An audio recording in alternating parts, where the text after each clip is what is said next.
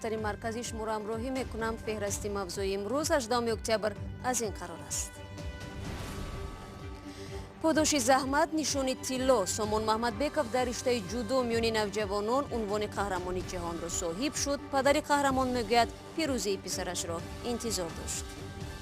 از تمام منطقه‌های تاجیکستان، از تمام تاجیکستان بزرگم، همه در فیسبوک، در تمام همه پست‌های من تبریکات است. من وقتی که میخوانم من خوشبخت. سوختور در اوج موسم چینشی پخته در ولایت ختلان بخشی از کارگاه نوبنیاد پخته تازه‌کنی به کام آتش رفت. از اندازه بوج آزاد کردند ولی نرخ پایان نشد. گرانی خوراک چروا در تاجیکستان قیمت گوشت را بلند نگاه می‌دارد. نرخ گوشت کنجالا قیمت. توجیکستان صاحب قهرمانی جهان اوید به جودو شد. سامون محمدبکov در قهرمانی جهان اوید به جودو میان نوجوانان در مراکش پیروزی به دست آورد. با وجود آنکه این ورزشگر مقیم روسیه است، همیشه در مسابقات بین المللی توجیکستان را نمایندگی میکند. پیوندان سامون محمدبکov در صحبت با زرانگیز نوروشو و شادمانیتیم گفتند او به این پیروزی با زحمت جبین و قدم به قدم رسید. 24 ساعتی اخیر مویانشاه محمدبکov فقط پیام‌های تبریکاتی می‌گیرد و با اونهایی که به تبریکش می‌آیند ملاقات می‌کند. پسر 21 ساله او سامون محمدبکov شب 17 اکتبر قهرمانی جهان اوید به جودو میان نوجوانان شد و نخستین مدال طلا را از مسابقه قهرمانی جهان به تاجیکستان می‌آورد. از تمام منطقه‌های تاجیکستان، از تمام تاجیکستان بزرگم، همه در فیسبوک، در تمام همه پست‌های من تبریکات است. من وقتی که میخوانم من خوشبختم که فرزند من توانست که ملت من معرفی کند و پرچم ملت من بردارد. این بهترین خوشبختی برای من است. پدر و خانواده سامون از او این غالبیت را انتظار داشتند. دستیابی به قهرمانی جهان هم به گفته پدر آرزوی بود که تمام این سالها سامون برای آن تلاش داشت. پیروزی سامون در سبقت قهرمانی جهان اوید به جودو در مراکش برای ساکنان تاجیکستان هم خوشترین خبر بود. آنها این حادثه را برای ورزش تاجیک دستاوردی مهم می‌خوانند. چنین جهان پهلوان من فکر میکنم که اگر که سید نومی رحیموف ما را معرفی کرده باشد، بعد از و شریف سلیمان و امروز ما افتخار داریم که سامون ما چمپیون جهان شد. من افتخار میکنم با این. گشتگیر شناخته تاجیک در مسابقات قهرمانی جهان اوید به جودو میان نوجوانان در مراکش در میان بیش از 80 کشور دنیا در وزن تا 73 کیلو دست بالا و به مدال طلا و $2500 سرفراز گشت. او سال 2017 در مسابقات قهرمانی جهان اوید به جودو میان نوجوانان مدال برنجی به دست آورده بود. پهلوان تاجیک مقیم روسیه فعلا در شهر ایرکوتسک تمرین میکند، اما در مسابقات بین المللی او همیشه تاجیکستان را معرفی می نماید. این تالار ورزشی تازه تأسیس جای تمرین سامون محمدبکov نخستین قهرمان جهان اوید به ورزش جودو از تاجیکستان است. او اصلا در شهر ایرکوتسک تحت رهبری مربیان و عمک‌هایش فاتح و ارگش مشق میکند، اما زمانی در تاجیکستان قرار داشتنش انا همین تالار ورزشی کلوب جودوی به نام حاجی شریف جای مشق سامون محمدبکov خواهد بود. حالا در این تالار نورسانی از 5 تا 15 ساله تاجیک تمرین میکنند و هدف کلوب مذکور هم آماده کردن قهرمان‌های جهان اوید به ورزش جودو است. مربیان کلوب جودوی دوشنبه امیدوارند سامون تجربه خود را برای نسل نورس در تاجیکستان هم تعلیم خواهد داد.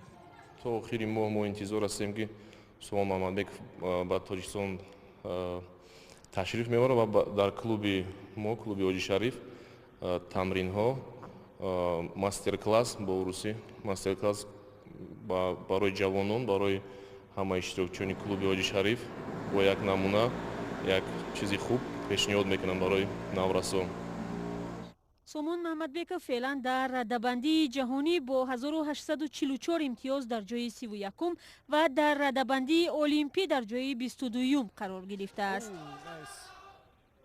قرار است پهلوان تاجیک و قهرمان جهان در رشته جودو سامون محمدبکov اوایل ماه نوامبر به تاجیکستان بیاید. мухлисону дӯстдорони варзиш аз ҳоло барои истиқболи бо тантанаи ӯ изҳори омодагӣ мекунанд. зарангези наврӯз. шодмони ятим, озодӣ, душанбе. رو می‌ریم با موضوع دیگر. بانک ملی توجیکستان رویختی نوی افرادی علاقمند به تروریسم را نشر کرده است که به فرق از رویخط‌های قبلی در آن 1000 نفر بیشتر است.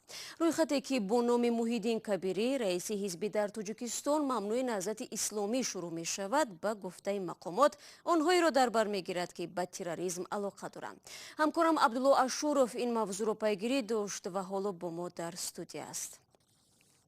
عبدالله سلام، در رویختی نوی بانک ملی اسمی چند نفر آورده شده است و آیا افرادی نامشون در جامعه مطرح نیز هست یا ندارند؟ سلام شهلا، در فهرست نوی که از طرف دیپارتمنت مانیتورینگ مالیوی بانک ملی تهیه شده است اسم 2392 نفر شامل است.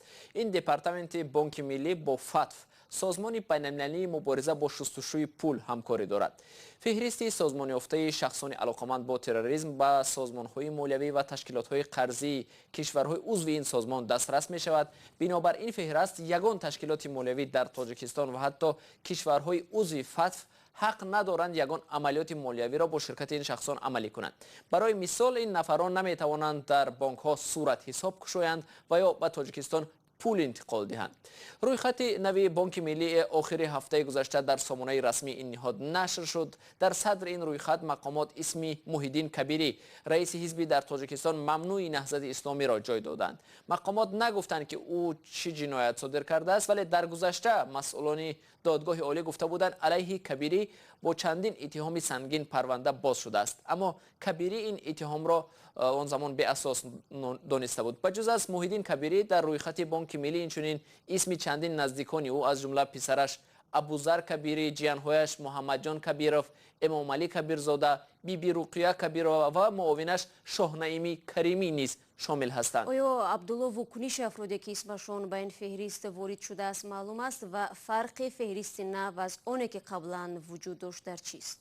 شالا برخی افرادی که اسم خود را در این رویخط سیاه یافتند با این اتهام کاملا راضی نیستند. این اشخاص میگویند در یک گروه جای دادن تروریستان و مخالفین از روی عدالت نیست.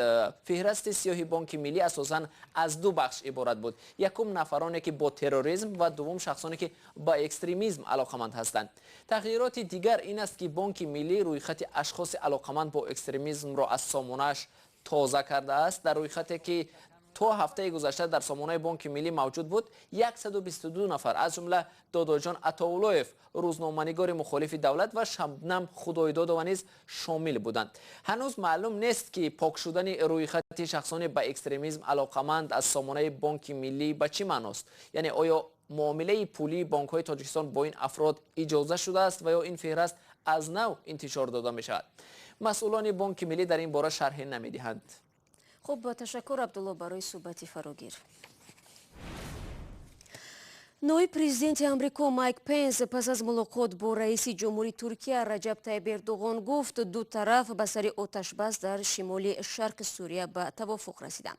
مایک پنس شام دیروز در انکره گفت عملیات نظامی ترکیه به مدت 120 ساعت بازداشته می شود تا نیمه نظامیان کرد از مرز با ترکیه عقب نشینی کنند. وزیر کارهای خارجه ترکیه میگوید این آتش بس نیست بلکه توقف موقتی عملیات است. ارتش ترکیه 9 اکتبر عملیات زمینی خود را در شمال سوریه آغاز کرد. در نتیجه آن تا 200,000 نفر فراری شدند. طبق اطلاع اخیر امروز هم در کناره‌های شهر رأس العین برخوردهای مسلحانه ارتش ترکیه با نیروهای کردی جای داشته است. برمیگردم به تاجیکستان. روزی گذشته در ноҳияи восеъ корхонаи пахта آتش گرفته است. مقامات میگویند سوختار با سبب‌های تکنیکی سر زده است. کارگاه پخته تازه‌کنی دهه سرچشمه در ماه اوگوست امسال با اشتراک سروزیر قاهر رسولزاده افتتاح یافته بود. سوختار در انبار پخته کار کرده شده به عمل آمده تایهای در آنجا بوده ضرر دیدند. هر یک تای پخته تا 20 کیلو وزن داشته است. مسئولان کارگاه زیان رسیده را миллионҳо сомонӣ рақам мезананд. мақомот мегӯянд хисоротро як комиссияи вижа ҳисоб доранд.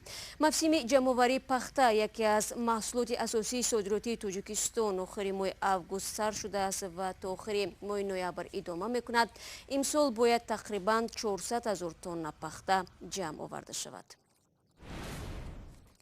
шумо барномаи хабарии радиои Озодиро тамошо доред. мақомоти Тоҷикистон 2 моҳи пеш воридоти чорво ва хӯроки онро аз андоз аз арзиши иловашуда ва боҷи гумрукӣ озод карданд. ин тасмим бо ҳадафи коҳиши нархи гӯшт дар Тоҷикистон гирифта шуд. он замон коршиносон гуфта буданд барои таъсири қарор ба нарх муҳлати дарозе дар кор аст. Зарангези Наврӯшов ва Шодмони Ятим низ мегӯянд то ҳол дар дуконҳои гӯштфурӯшӣ нархи гӯшт боло рафтааст. Фарҳод Ашуров барои маъракаи тӯи писараш ба 100 кило гӯшт ниёз дорад. Бо таваҷҷӯҳ ба нархи гарони гӯшт дар бозор тасмим гирифтааст гови лоғари худро бо хӯрокҳои беҳтар фарбеҳ кунад. барои харидории хӯрок барои чорво ӯ ба бозор омад ва нархи он табъашро каме хира кард. нархи гов кунҷола қимат. барои гирифтани гӯшти босифату бештар ва харидории хӯроки зарурӣ ба чорво ӯ маҷбур аст то 600 сомонӣ сарф кунад. парлумони Тоҷикистон ахиран бо қабули як лоиҳа ҷиҳати таъмини амнияти озуқаворӣ воридоти чорво ва хӯроки онро аз андоз аз арзиши иловашуда ва боҷи гумрукӣ озод кард. ин тасмим бо ҳадафи коҳиши нархи гӯшт дар Тоҷикистон гирифта шудааст. қабули санади мазкур барои таъмини раванди бозтавлиди чорвои хӯрокзод такмили сифатҳои ирсиву маҳсулотиро таъсири кони чорвои хӯрокзод ва ҳифзи он ҳамзамон нигаҳдории чорвои хӯрокзоди маҳаллӣ дар ҷумҳурии парваришёванда ва марҳила ба марҳила коҳиш додани вобастагии бозори истеъмолии кишвар аз маҳсулоти гӯштии воридотӣ мусоидат мекунад. болоравии пайвастаи қимати гӯшт махсусан дар ростои иду ҷашнҳо бештар аз ҳама сокинони миёнҳол ва камбизоатро дар кишвар нигарону асабӣ мекунад. ҳоло дар бозорҳои кишвар 1 кило гӯшт аз 50 то 70 сомонӣ арзиш дорад. гӯштфурӯшон ва қассобҳо ҳамеша ин болоравиро ба нархи гарони чорво ва ба вижа хӯроки он рабт медиҳанд.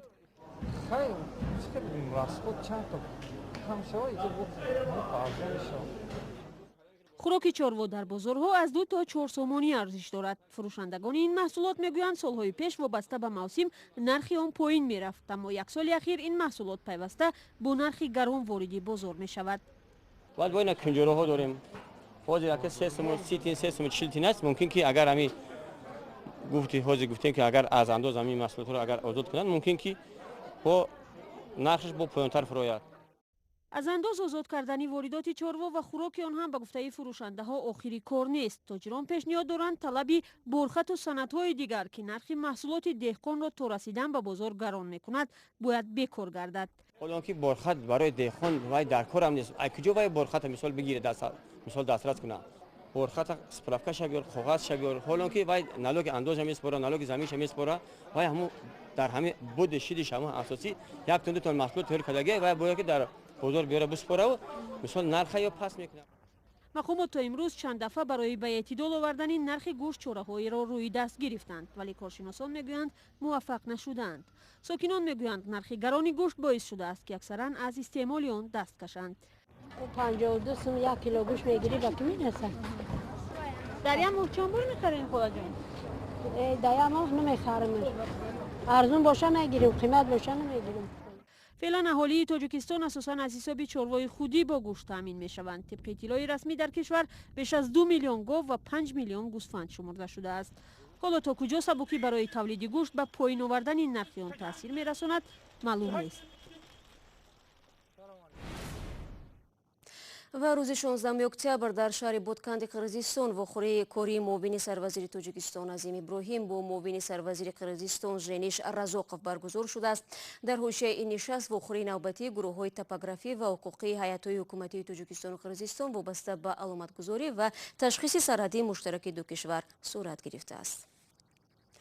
با این خبر به پایان برنامه رسیدیم. اخبار تازه را تا نشر برنامه نوبتی از وبسایت رادیو آزادی پیدا و مطالعه کنید. گزارش‌های جالب در آزادی ویدیو کانال ما در یوتیوب دسترس خواهد بود. صفحه‌های ما چون همیشه در شبکه‌های اجتماعی در خدمت شما عزیزان قرار دارند. من شما را در هفته نو منتظر میمونم تا ملاقات نوبتی. خدا نگهدار.